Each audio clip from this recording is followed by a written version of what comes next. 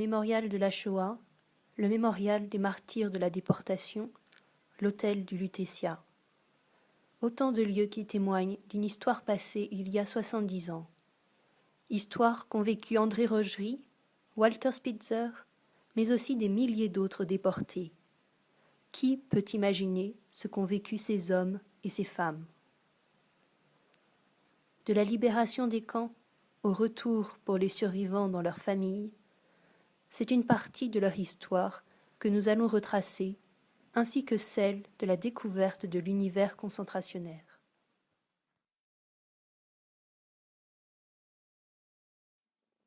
« 24 juillet 1944.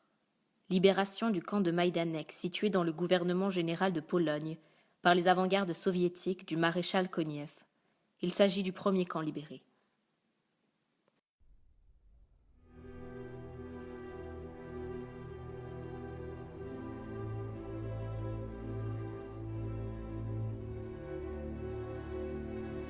Nous nous sommes battus comme nous le devions.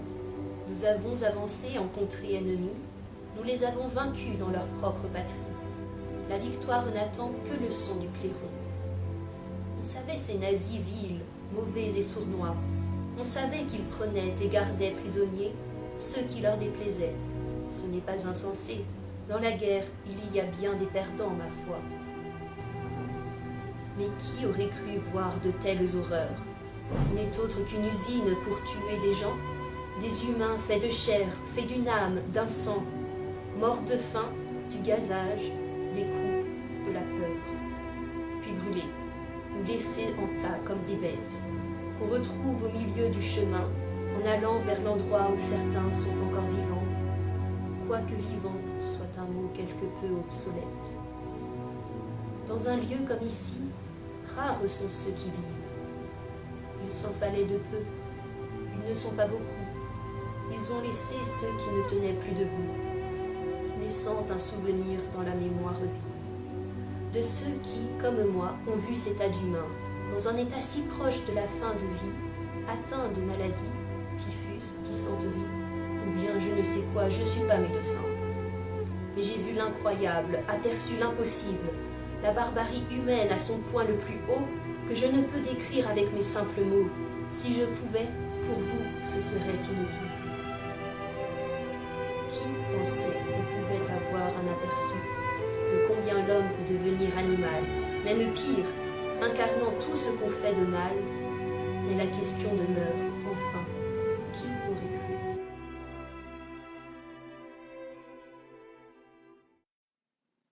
À Majdanek, les SS prévenus de l'avancée soviétique ont fait évacuer le camp. André Rogerie, qui est détenu après avoir travaillé dans le très dur camp de Dora, témoigne dans son livre « Vivre c'est vaincre » de son état d'esprit dans les semaines précédant la libération du camp, oscillant entre résignation et espoir. Ici, nous ne travaillons pas car nous sommes ici pour crever. D'ailleurs, cela ne va pas tarder. Déjà, les cabinets du fond regorgent de cadavres apportés par la nuit. Il n'y a même pas d'appel, ce n'est pas la peine. Dans un mois, nous serons tous morts. Mais voilà que nous parviennent des bruits de l'extérieur. On dit que les Russes avancent, que la ville de Lublin est encerclée. Chacun se raccroche à cet espoir, et la nuit je fais des rêves les plus fous. Délivré par les Russes, que ce serait beau. Non, ce ne sera pas ainsi. Quelques jours après Pâques, un convoi est formé pour partir dans un camp nouveau. Il fait froid toujours. Nous sommes au 15 avril. Dans des camions découverts, nous traversons la ville de Lublin, vieille ville aux inscriptions françaises que je quitte sans regret, y laissant trop d'amis pour pouvoir l'aimer.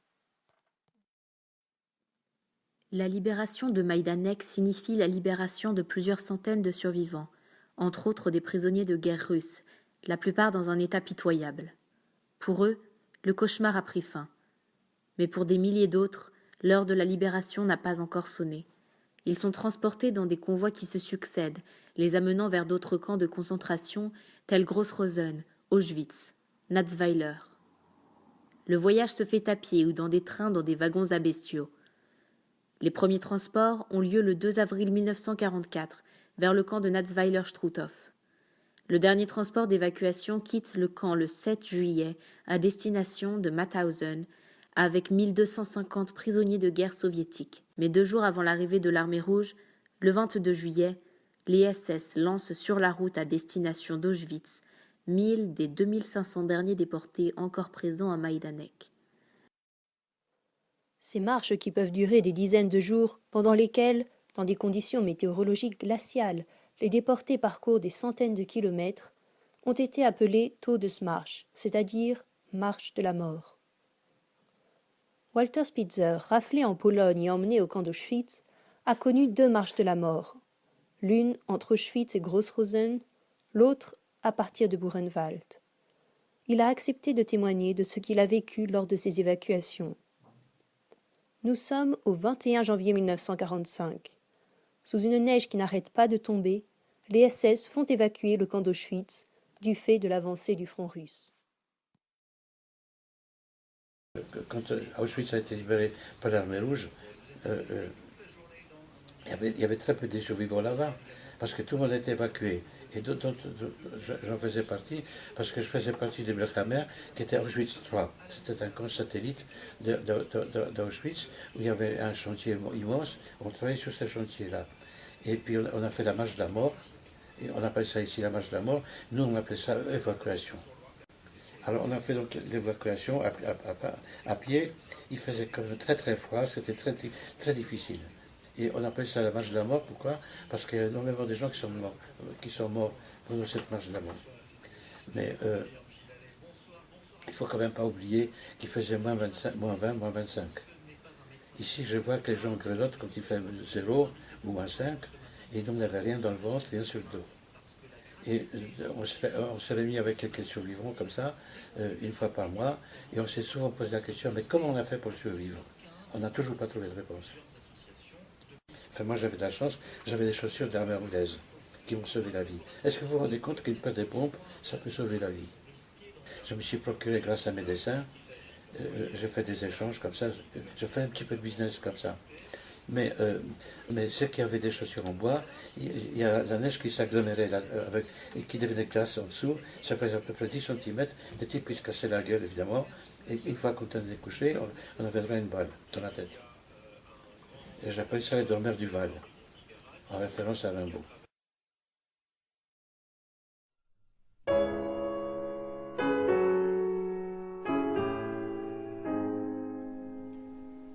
L'hiver est là, déjà, recouvrant le tapis des feuilles parsemées dans la forêt qui dort. La neige ensorceleuse éblouit nos yeux là. Avec nos bras ballants, nous marchons. Il y a des jours déjà, une semaine, un mois, nous nous sommes enfuis, mais nous ne courons plus. La faim a rattrapé nos jambes décharnées, avec nos ventres creux, nous marchons. Le froid insidieux racornit nos espoirs, écorche, râpe, brûle chaque front enfiévré. Et le vent sur la peau caresse incandescente. Avec nos lèvres sèches, nous marchons. Animaux faméliques, s'accrochant à la vie qu'on exhale sans cesse à chaque expiration, bruyamment s'entrechoquent de lointains souvenirs. Avec nos cœurs transis, nous marchons, et je tombe.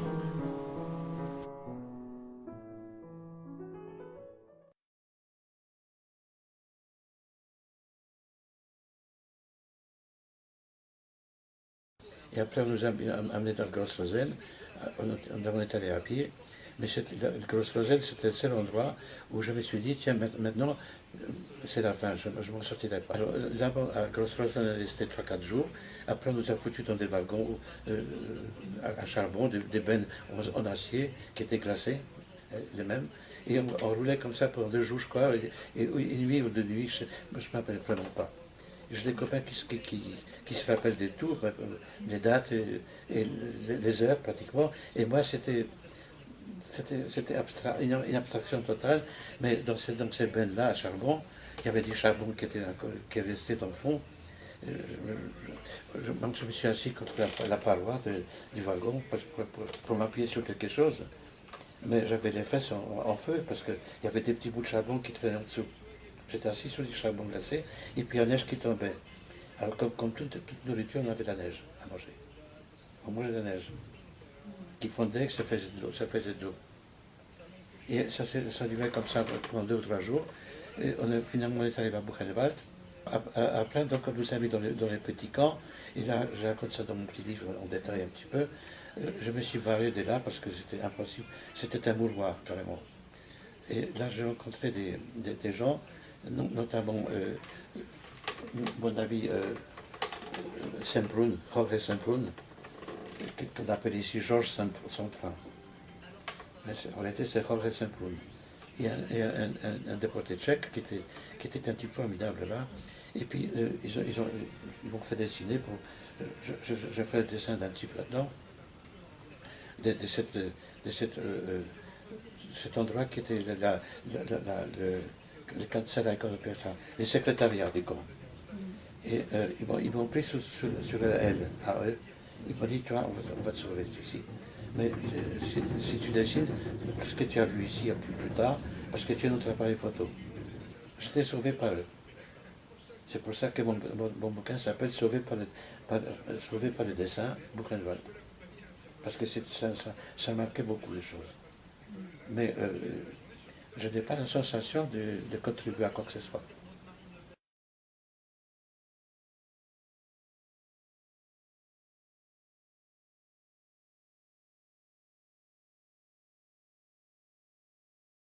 Parce qu'il y avait à nouveau une marche de la mort, l'évocation des Buchenwald, parce que les Américains approchaient aussi. D'un côté, c'était les Russes qui approchaient, du côté Auschwitz, et là maintenant, c'est les Américains qui approchaient. Il fallait donc évacuer les gens. Je n'ai pas été libéré, moi. Je me suis barré parce que j'en avais marre. Je ne voulais pas faire une deuxième marche de la mort.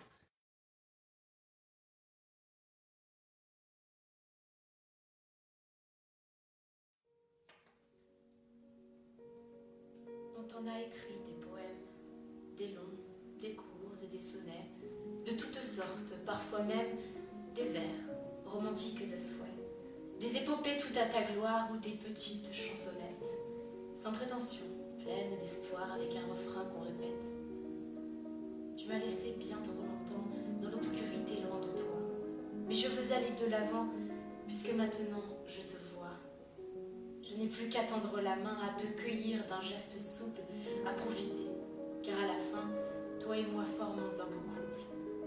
Je peux manger, je peux dormir, je peux m'asseoir et ne rien faire, je peux rêver et je peux rire, je peux oublier la misère. Courir, je préfère éviter, puisque je ne suis pas bien gros. J'attends le moment pour peser plus que mes 35 kilos. Mais j'ai confiance en l'avenir, quoi qu'il puisse bien se passer, et puis je me prends à sourire de t'avoir enfin retrouvé. L'un a écrit partout ton nom, moi dans mon cœur je l'ai gravé, et tu mérites ton renom, toi qu'on appelle liberté.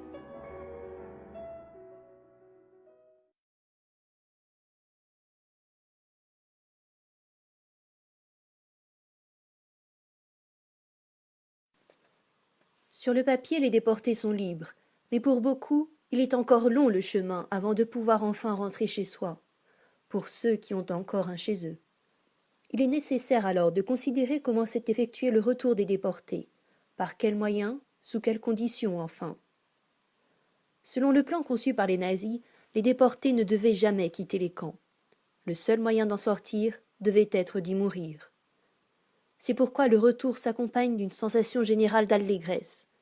Malgré le froid persistant et les maltraitances imposées notamment par les Russes, ceux qui étaient destinés à ne plus voir que la peur, la faim et la misère ressentent alors un profond sentiment de joie et d'exaltation.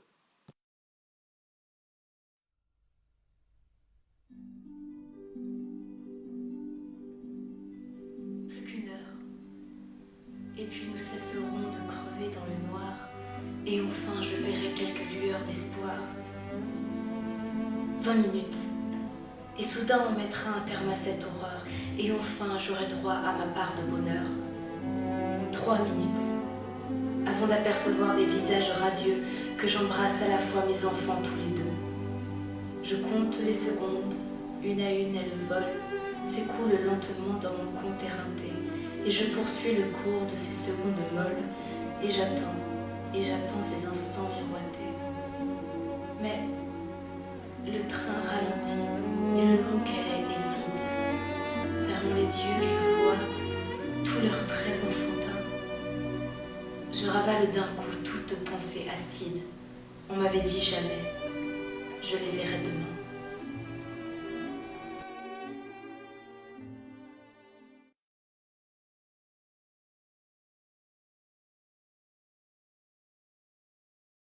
Certains voyagent par train, le plus souvent dans des wagons à marchandises, mais toujours plus confortablement que les terrifiants wagons dans lesquels ils étaient arrivés au camp. Non, dans ces trains, les déportés savent que la fin de l'enfer est proche. Le gouvernement français prend en charge une partie du rapatriement des Français sous la charge du ministère des prisonniers, déportés et rapatriés, tout nouvellement créé, débordé par une situation sans précédent. On envoie des avions, surtout pour les déportés politiques, mais aussi pour tous ceux dont la situation de santé présente un danger immédiat. En réalité, la plupart des déportés n'ont pas un état de santé acceptable. Cependant, nombreux sont ceux qui ne veulent pas, qui ne peuvent pas humainement rester une minute de plus dans le camp et attendre la mise en place des moyens de rapatriement. Certains d'entre eux échappent ainsi au contrôle sanitaire imposé par les libérateurs pour éviter les épidémies de typhus ou de dysenterie. Ceux-là s'en vont par leurs propres moyens, à pied d'abord, puis en faisant du stop, en se débrouillant avec les moyens qu'ils ont. Certains meurent épuisés par l'effort. Les autres sont accueillis à bras ouverts dans les villages, méfiants quelques semaines plus tôt, mais aujourd'hui changés par l'arrivée des troupes américaines. Ils ont eu vent de l'horreur des camps, et ils accueillent avec un grand sens de l'hospitalité, même de charité, les anciens déportés. Je resterai pas plus longtemps. Ils ont tenté de me garder. Essayez donc, ça vous pouvez. Mais ce sera pas concluant. Car il y a au fond de moi quelque chose qui m'appartient. Me l'enlever, il n'y a pas moyen. Vous risquez un grand désarroi. Ce que c'est facile. J'ai pas besoin de grands discours, pas de beaux calembours, pour quelques mots si volatiles. Car j'ai en moi, à en être ivre, ce qu'on appelle envie de vivre. À la sortie du camp, certains s'engagent dans l'armée américaine. C'est le cas de Walter Spitzer. Pour rentrer en France, quoi de mieux que de le faire dans un uniforme américain? S'il ne s'agit pas d'un retour à leur patrie, c'est bien un retour à la vie réelle qui tend définitivement les camps. Les déportés rapatriés, s'ils sont en état, sont amenés directement dans des centres d'accueil, dont l'hôtel de Lutetia reste le plus célèbre exemple. C'est là qu'attendent des familles, qu'on cherche un proche, une figure connue. Des murs sont consacrés aux photos, aux avis de ceux qui cherchent à retrouver un être cher. Là, les déportés sont logés et nourris le temps de subir des infections et interrogatoires pour se faire attribuer le statut de déporté et la carte correspondante. C'est là encore une nouvelle épreuve pour les déportés, qui ne demandent souvent qu'à rentrer chez eux. On peut vérifier s'ils ne sont pas des imposteurs nazis, cherchant à éviter les conséquences de la défaite allemande et de la découverte de la solution finale. Seulement, les imposteurs en question ont souvent une foule de détails à donner dans leur description, tandis que la mémoire des véritables déportés est souvent rendue brumeuse par les tortures physiques et psychologiques qu'ils ont endurées.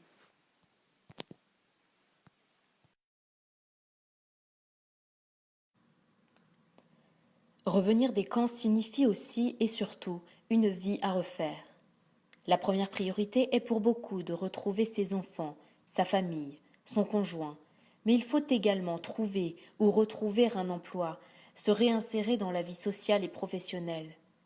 Pour les étudiants de grandes écoles par exemple, Saint-Cyr, Polytechnique ou autres, des concours sont aménagés spécialement pour ceux qui ont été déportés.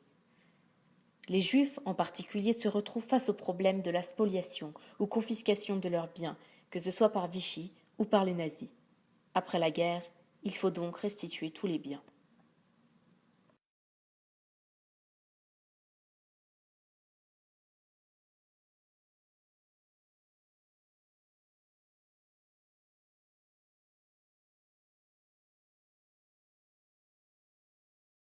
Donc les biens concernés, c'était les actions que pouvaient avoir, les actions et les parts que les gens pouvaient avoir, que les juifs pouvaient avoir dans d'autres types de biens, dans les leurs et dans d'autres types de biens, qui ont fait l'objet de confiscation, leurs entreprises elles-mêmes, les immeubles, les parts qu'ils pouvaient avoir dans d'autres types d'immeubles, les comptes bancaires. Leurs comptes bancaires ont été bloqués. Ceux qui étaient chefs d'entreprise ont vu leur entreprise confiée à un administrateur judiciaire qui a géré à leur place l'entreprise, mais qui a été chargé de la vente de l'entreprise. C'est ce qu'on a appelé l'arianisation économique. Le principe était qu'on vendait le bien à un arien bontain, un Français non juif, de façon à ce que l'entreprise ne soit plus gérée par des juifs. Évidemment, ces ventes ont souvent été faites à un niveau inférieur à ce qui aurait dû être fait s'il y avait eu une vente en temps normal. L'argent a souvent été bloqué. Bloqué, ça veut dire ou fixé dans un compte à la Caisse des dépôts et consignations, ou gardé chez le notaire, parce que le notaire était extrêmement procédurier et se disait qu'il manquait un papier. D'ailleurs, il n'avait pas eu la signature de l'ancien propriétaire, et tant qu'il n'avait pas la signature de l'ancien propriétaire, il ne pouvait pas enregistrer l'acte. Tout simplement. Et donc, il a gardé l'argent à l'étui. Plusieurs cas de figure au retour. La personne revient. Elle va voir le notaire qui a fait l'acte, et le notaire lui rend l'argent qu'il n'avait de toute manière pas déposé. Fin de l'histoire. Si ce n'est que la personne qui a récupéré l'argent n'a pas récupéré son entreprise. Et comme l'entreprise a souvent été vendue à un prix inférieur au marché, la personne juive a été lésée. Il y a eu donc des lois entre 1945 et 1953 qui ont eu pour vocation de permettre aux personnes se sentant lésées d'un point de vue économique de faire des recours pour dire attendez, moi ce que je veux, c'est pas l'argent, c'est récupérer mon bien. Quand le bien n'a pas été dilapidé, vous imaginez une entreprise, n'importe quel type d'entreprise, une partie a été vendue à droite, une partie à gauche, parce que l'administrateur judiciaire n'en avait rien à en place, des collaborateurs, tout ce que vous pouvez imaginer. Même des gens qui n'ont pas forcément pensé à mal, c'est du vol, mais ils n'ont pas vraiment pensé à mal. Ils ont bien vu que les personnes étaient emportées, et bien ils sont passés, et puis ça faisait longtemps qu'ils aimaient bien cette petite commode, ils ont récupéré la commode chez eux. C'est étonnant, mais c'est comme ça que ça s'est fait, sans penser à mal. Quand nous sommes rentrés, du Lutetia tout frais lavé, tondu, rasé, le nez au vent, les yeux perdus, écarquillés, mais toujours pas les pieds devant, la paperasse est achevée, nous étions bien des résistants. Ajoutons-y des déportés, sur le papier c'est important.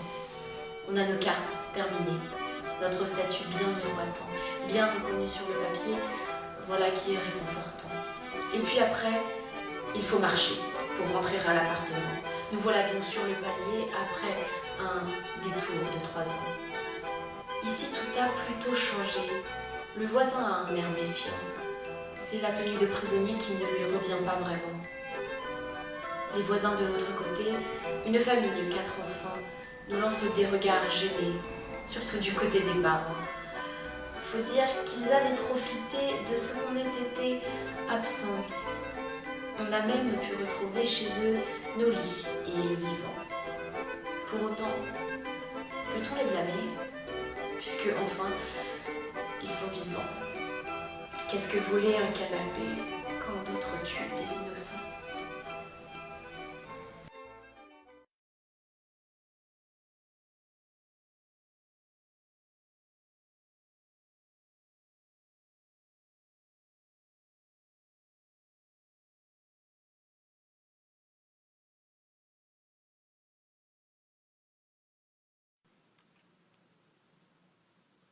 « 8 mai 1945. L'Allemagne capitule. Les journaux célèbrent la victoire et la liberté retrouvée. Quant aux déportés, souvent ils sont perdus dans les événements. Lorsqu'ils rentrent, on les regarde avec méfiance et peu sont ceux qui veulent entendre le récit de ce qui est vraiment arrivé. Néanmoins, une telle réalité ne peut rester scellée bien longtemps. En découvrant les camps, le choc et l'incompréhension prédominent, si bien qu'il est difficile pour certains d'accepter les choses. Qui aurait pu s'attendre à de telles horreurs?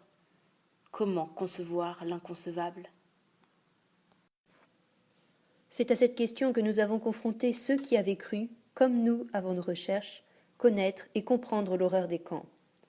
Face à ces photos, que dire? Écoutez leurs réponses.